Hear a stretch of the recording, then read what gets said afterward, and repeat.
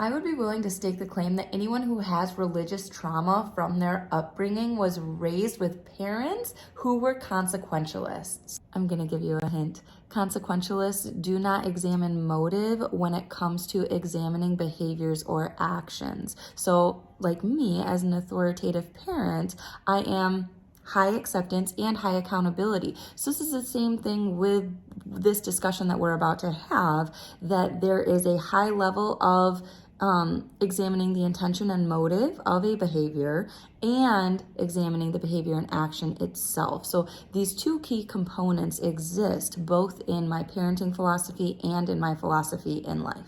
Now, I stated at the very beginning of this study that I am not a moral relativist. I am a moral realist. This means that I do ascribe to and believe in absolute truth. I believe that there is a God that created the universe, that made everything in a particular order. Whereas moral relativism would say that what is true for you is true for you, and what is true for me is true for me.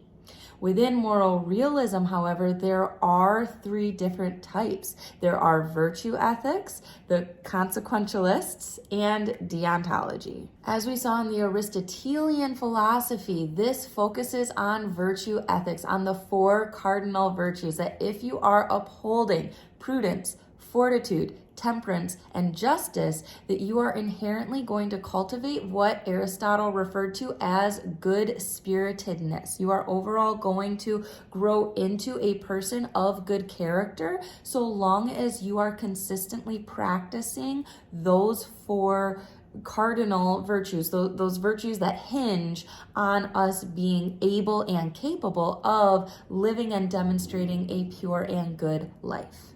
If you're familiar with Immanuel Kant, this focuses much more on intentions, very much more what is the motive that is behind this. This is deontology. This is more what the person intends, right? Intention is all that matters. Impact is zero effect. Don't even take it into consideration when trying to determine what is moral and what is not. All that matters is the intent of the person's heart. Consequentialism, though, goes into if this act brings good, then it is good, and if this act brings bad, then it is bad. So if something is not in line with theology, then it is inherently bad and deserves the pivotal, going to hell, condemned, like bad, worst action, right? So the action in and of itself is deemed immoral or moral based on the impact. So now intention doesn't matter, and all that matters is impact. The reason I would stake the claim that people with religious trauma may have been raised in this type of environment is because intention is negated. There is zero look at what good is coming from this person. What is their motive? And in St. Thomas Aquinas's natural law theory, in his philosophy, in Summa Theologia, he answers 170 questions that pinpoint on the four cardinal virtues that Aristotle focused on, the prudence, temperance, fortitude, and justice, then also ties in the supernatural or theological virtues that Christianity drew in, which is faith, hope, and love, and then also focuses on the intellectual virtues, which are wisdom, knowledge, and understanding. So St. Thomas Aquinas would very likely to some degree defend Robin Hood, right? Like somebody is stealing from somebody who has enough to give to somebody who has nothing.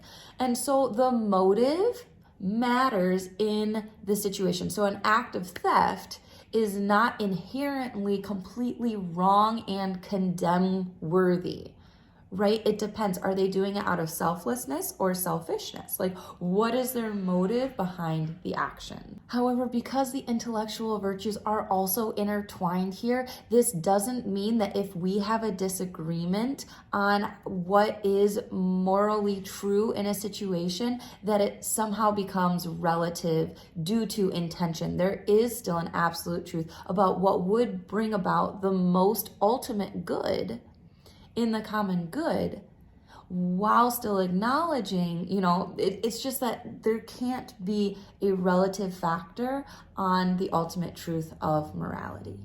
So while the verse, man looks at the outward appearance and the Lord looks at the heart, is true, intentions matter when it comes to how we are judged on our final day by God, it does not negate the fact that the action in and of itself still has a moral definition. It's still defined by morality, even though our intentions can cause it to be more or less bad. The weight of the badness, so to speak, is variable based on experiences, based on intention, motive, understanding, all of these pieces. It is all tied together. And this is something that I have believed from day one since I became Catholic. It's something that I have talked about on my YouTube channel repeatedly.